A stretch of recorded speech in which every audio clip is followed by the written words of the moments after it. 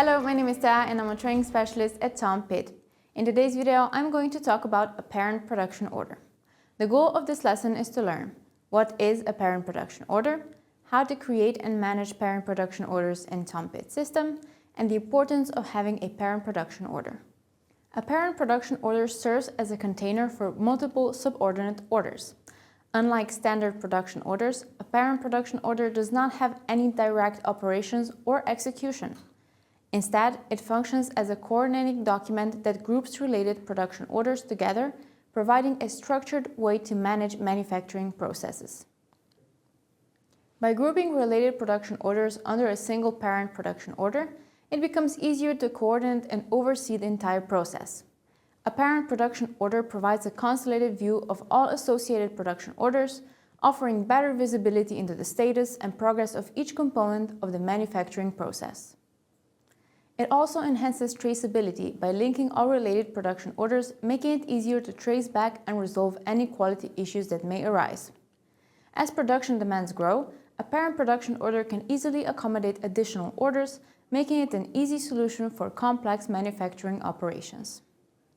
For example, working in a company that produces tables, the company has a production target of 100 tables to be completed in 1 month. Instead of creating a single production order for the entire batch, the company creates a parent production order for the 100 tables, which encompasses the entire monthly production target. Under this parent production order, there are child production orders for each week, dividing the monthly target into manageable weekly goals. Each child production order specifies the production of 25 tables per week. The parent production order provides an overarching framework for managing the production of 100 tables, ensuring all child orders are aligned with the monthly target. The parent order allows for an easy monitoring of progress. Each week's output can be tracked against the overall monthly target, ensuring timely completion. Now let's see how this works in Tom Pitt. You can access production orders in the production domain, selecting the production orders icon. The page includes a complete overview of production orders arranged by the date of creation of the document. You can also narrow down the view by choosing the filters on the left, selecting the state in which the production orders are and the time frame in which they were created. To create a new parent production order, select the blue action button on the bottom right corner of the screen. A window for creating a production order appears. First, select the material type. Let's say I want to make a product, and from the bottom list, select the specific material, for instance, ashwood table. If you want to quickly find the material, you can use the search bar.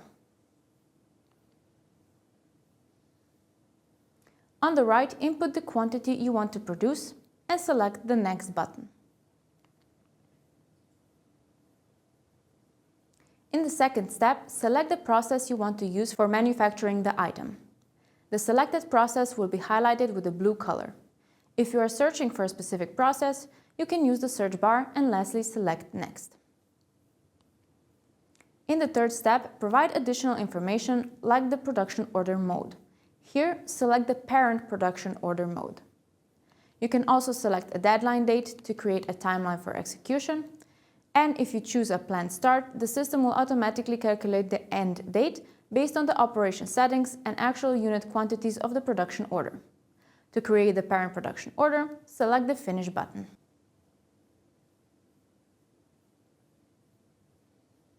A production order in a draft state opens. You can see the product information, the process and version along with the timeline details.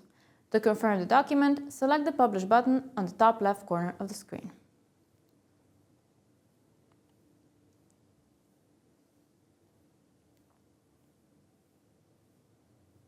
Now, as this is a parent production order, it only displays the main outputs and does not include a process tab, meaning it cannot contain operations.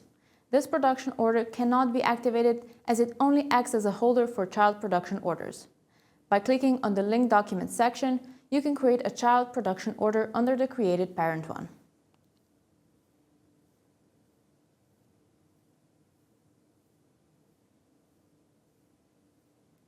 A form for creating a child production order opens.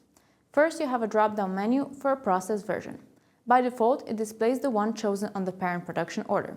In case the process has changed or you just want to choose a different version, select it from the drop-down menu. Next, select the quantity you want to produce with this production order. If needed, also select the deadline date and the planned start, which will automatically calculate the planned end of the production.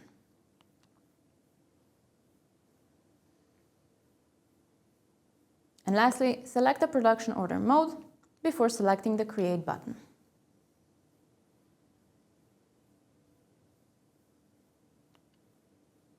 A production order in draft state opens where you can see all the information from the production's name, process, and version along with the planned quantity and timeline.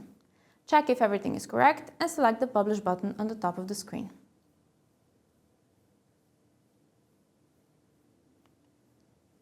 From now on, this production order works the same as an ordinary one. Once the operations are completed, the quantities on the parent production order will be updated. Once the full quantity is produced, with the child orders, the parent order will automatically be completed.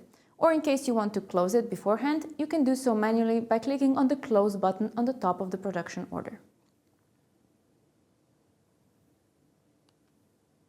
Back at the production order overview page, you can see that parent production orders have an additional arrow on the left side of the status bar. By clicking on it, you can view and manage all child production orders linked to the parent one. And with that, we conclude today's lesson on parent production orders. Let's summarize what we've learned in this video. You know now what a parent production order is, you know how to create and manage parent production orders in TOMPIT, and you know the importance of having an option of creating a parent production order. I hope this video helped, and I will see you in the next lesson.